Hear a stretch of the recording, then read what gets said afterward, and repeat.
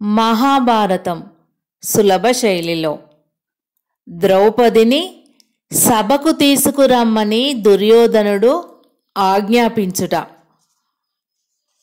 త్వరగా వెళ్ళి ఆ ద్రౌపదిని కౌరవ దాసిని ఇక్కడికి తీసుకొని రాపో అని విదురుడితో దుర్యోధనుడు దర్పంగా తన సింహాసనం మీద కూర్చుంటూ అన్నాడు. నీచాత్ముడా, నీకు పోయే కాలం వచ్చింది అని పళ్ళు పటపటా కొరికాడు విదురుడు. దుర్యోధన, అంతకంతకు పెచ్చు పెరుగుతున్న దుర్మార్గాలను ఇలాగే కొనసాగించుకుంటూ మా అందరి కడుపులో చివరకు చిచ్చు పెడతావా అన్నాడు భీష్ముడు విషాదంగా. అన్నయ్య, ఈ వృద్ధుల మాటలతో అనవసర కాలయాపన చేయడమెందుకు? ఆజ్ఞ ఇవ్వు, నేనే స్వయంగా వెళ్ళి ఆ కౌరవ దాసిని జుట్టు పట్టుకొని ఇక్కడికి ఈడ్చుకొని వస్తాను అన్నాడు దుశ్శాసనుడు. తమ్ముడా, ఈ చిన్న పనికి నువ్వెందుకు? ద్వారం దగ్గర ఉన్న ఆ ప్రాతిగామిని పంపించు అన్నాడు దుర్యోధనుడు. వెంటనే దుశ్శాసనుని ఆనతి ప్రకారం ప్రాతిగామి అక్కడి నుండి కదిలిపోయాడు. ఆ విపరీత పరిణామాలన్నింటినీ చూస్తూ భీమసేనుడు సోదరుల మధ్య తల వంచుకొని కుమిలిపోసాగాడు.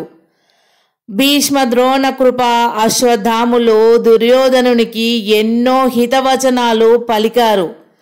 కానీ కర్ణ దుశ్శాసనులు చేస్తున్న దుర్బోధలకు దుర్యోధనుడు పెద్దల మాటలను తిరస్కరించసాగాడు.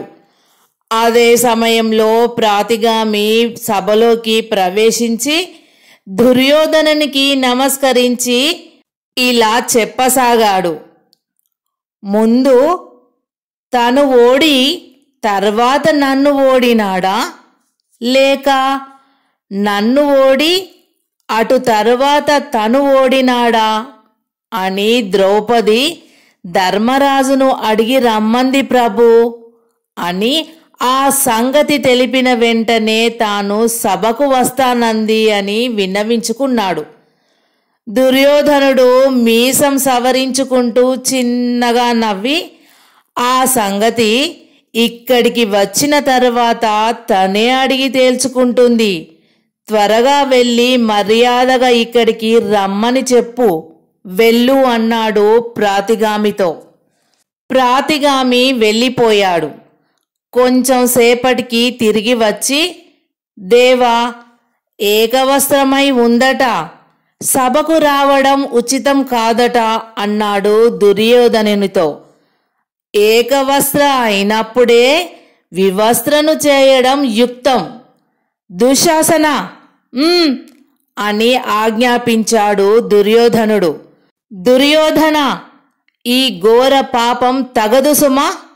దుశ్శాసన, కులాంగనను పరాభవించడం ప్రత్యక్ష నరకాన్ని సృష్టించుకోవడమే అవుతుంది, జాగ్రత్త అని హెచ్చరిస్తున్న భీష్ముని మందలింపును నిర్లక్ష్యం చేసి దుశ్శాసనుడు సభాభవనం నుండి చరచరా వెళ్ళిపోయాడు.